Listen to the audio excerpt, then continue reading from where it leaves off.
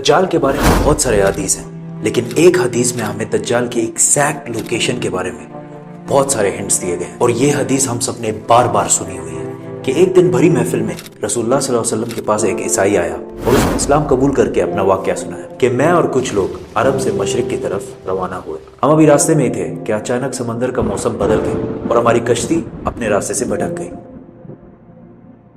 ایک مہینہ ادھر ادھر بھٹکنے کے بعد سمندر نے آخر کار ہماری کشتی کو ایک جزیرے کے پاس لا کھڑا کیا۔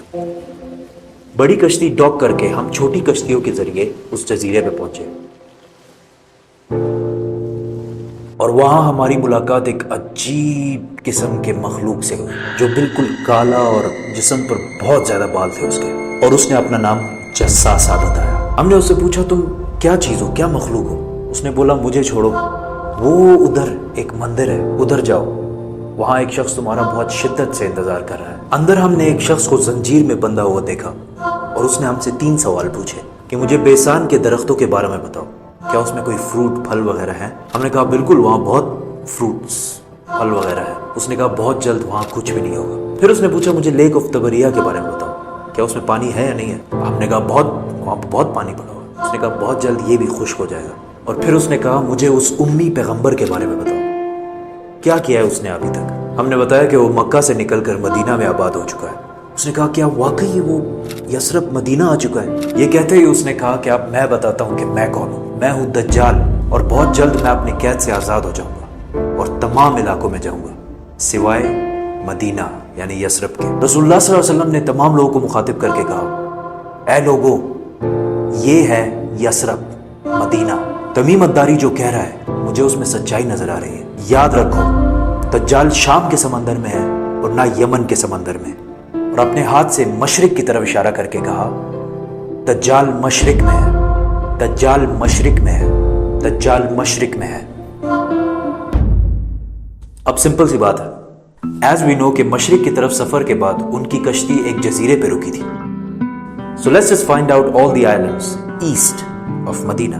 مدینہ کے ایسٹ میں there's the famous Arabian Sea، اور اس میں مینلی 4 جزیرے پائے جاتے ہیں: Lakshadweep island in India, Socotra island in Yemen, Masirah island in Oman, and Astola in Pakistan. حدیث میں کلیئرلی فرمایا گیا ہے کہ دجال یمن کے سمندر میں نہیں ہوگا، تو یہ 2 آئلینڈز تو نکل گئے۔ رسول اللہ صلی اللہ علیہ وسلم نے مدینہ میں جو مشرق کی طرف اشارہ کیا تھا، اگر اس سے ہم ایک سیدھی لائن کھینچیں تو وہ بالکل استولا آئلینڈ کے اوپر سے گزرتی ہے۔ اور جب جساسہ نے ان کو اس جزیرے پہ ایک ٹیمپل مندر کی طرف بھیجا تھا، تو اس جزیرے پہ ایک مندر ٹیمپل کے کوئی ریمینز تو ہونے چاہیے۔ انڈیا کے اس آئلینڈ میں تو ایسا کچھ بھی نہیں ہے، لیکن پاکستان کے استولا آئلینڈ میں پتہ ہے کیا ہے؟ مندر۔ لیکن یہ تو 1450 سال پرانی کہانی ہے، مندر تو ابھی 40-50 سال پہلے بنا ہوگا۔ 2000 سال پرانا مندر، اور مندر بھی کس کا؟ کالی ماتا، ہندوؤں کی سب سے خطرناک اور خوفناک گاڈس، دیوی، جو دکھنے میں بہت خوفناک اور جس کے جسم پر بھی بہت زیادہ بال ہیں۔ کچھ یاد آیا؟ جساسہ۔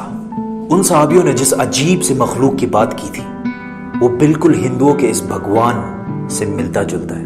لیکن اگر آج آپ استولا آئلینڈ جائے تو آپ کو دجال نہیں ملے گا۔ وہ آزاد ہوا ہے یا نہیں یہ تو نہیں پتا، لیکن یہ جو جساسہ ہے اس کو غور سے دیکھیں۔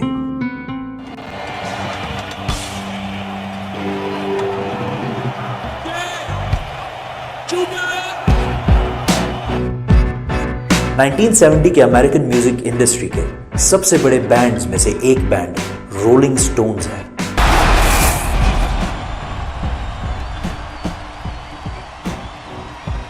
جس نے اپنا یہ لوگو ہندو گاڈس کالی ماتا سے انسپائر ہو کے بنایا، اور یہ لوگو پچھلے صدی کے سب سے مشہور لوگوز میں سے ایک ہے، اور رولنگ سٹونز بینڈ کو one of the greatest of all time مانا جاتا ہے۔